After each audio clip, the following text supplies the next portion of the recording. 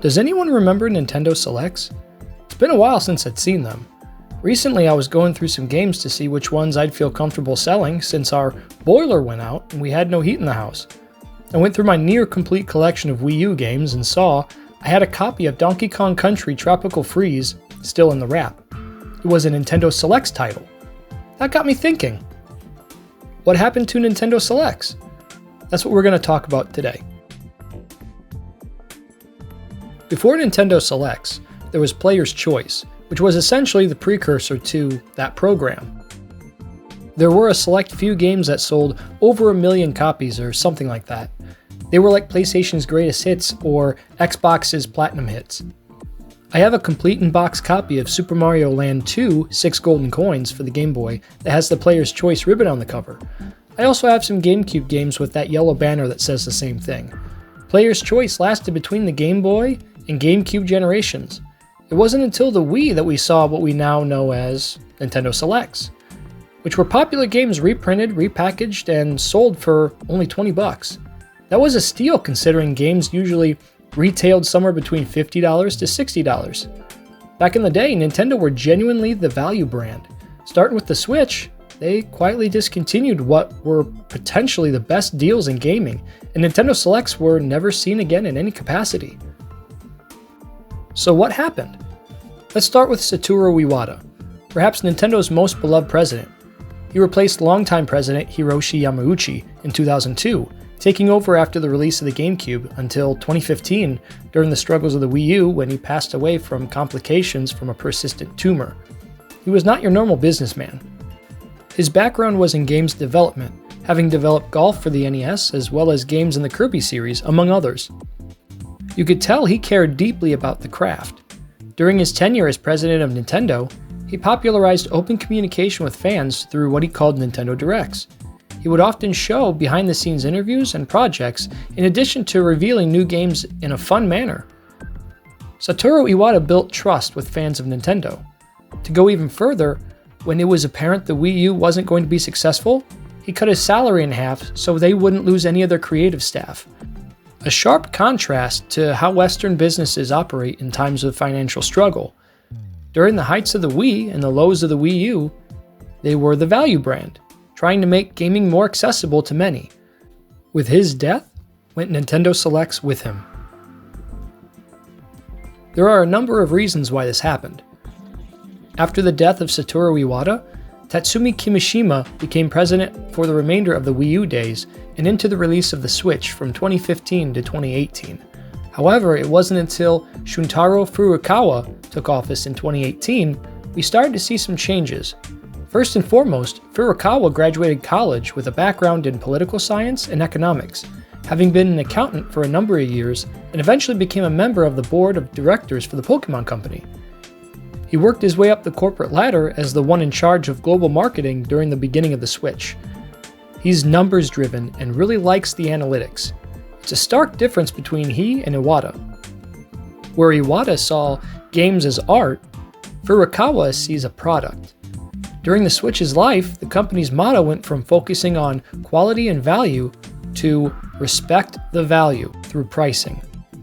Their intellectual properties and nostalgia that came with them allow the company to leverage them in a way that demands a certain price point. We started seeing games on the Switch with less polish than usual, like the Pokemon Diamond and Pearl remakes, Mario Strikers Battle League, and Mario and Luigi Brothership, just to name a few.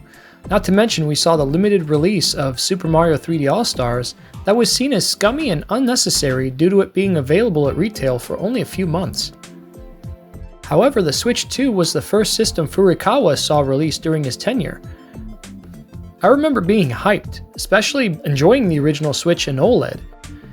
I was ready for the new system. Then came the Nintendo Switch 2 Direct, where they showed some games and a closer look at the system. The only problem was, they didn't communicate the price, which was a little strange. When it came out, the Switch 2 would cost $500 for the base system. Seeing how the Switch came out with obsolete hardware and only cost $300, people were not happy. The Switch 2 runs on PS4 hardware, essentially, so although it doesn't look bad, it isn't as premium of a product as Nintendo would like you to believe. Then pair that with Mario Kart World being sold at retail for $80, which is ludicrous to think.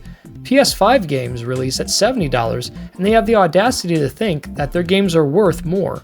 And the cherry on top is Switch 2 Welcome Tour. That should have been a pack-in title, cost $10, along with any of the Switch 2 upgrades to backwards compatible games having an add-on price of $10 to take advantage of the better visuals in games like The Legend of Zelda Breath of the Wild, for example. These are just some of the more notable examples of Nintendo's greed. This type of stuff wouldn't happen under Satoru Iwata. The sheer lack of care for consumers is why I believe Nintendo no longer offers the selects.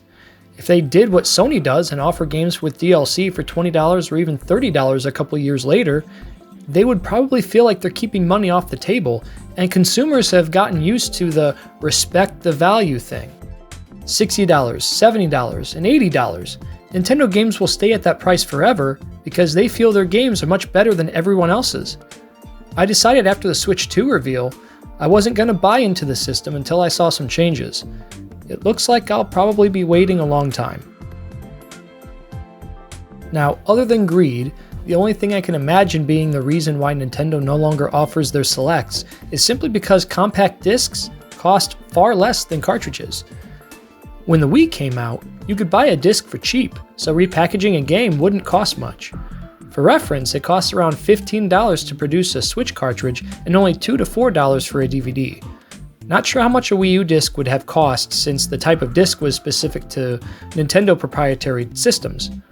Still, the difference in cost alone most likely de-incentivized Nintendo from offering their budget-friendly offerings. I believe they still could have made something work though. I can understand how tariffs and other global situations can play a role in price, but if you think about it, bringing back Nintendo Selects or something like it is still possible. Even a $20 or $30 savings would be nice. If most of their games are still being sold for $60, let's say, you could still have something like it called, Nintendo Hits, and instead of having a game cost full price, now it's only $40. That's tangible savings that doesn't lose you much money. The only issue with this is, since the Wii U, even more people are turning to digital storefronts. Having something like Nintendo Selects possibly creates a pricing discrepancy where the digital game is $60, but the disc is $40, and it costs more to produce the physical copy. Nintendo was in the red during the Wii U era, and likely offered Selects as a way to earn gamers' goodwill. More people bought physical games during the Wii era. Now, the scales have tipped heavy in the favor of digital purchases, with physical games being a collector's item for niche gamers. Although I believe the current state of Nintendo is greedy in such a way that would not necessitate any kind of deal like something Nintendo Selects used to provide gamers, I also believe the money doesn't make sense and it poses more issues with Nintendo's pricing in an age where price is never constant. But what do you think? Is there something I missed, or maybe something I didn't think of? Please make sure to let me know in the comments. Thanks for watching, and I'll catch you next time.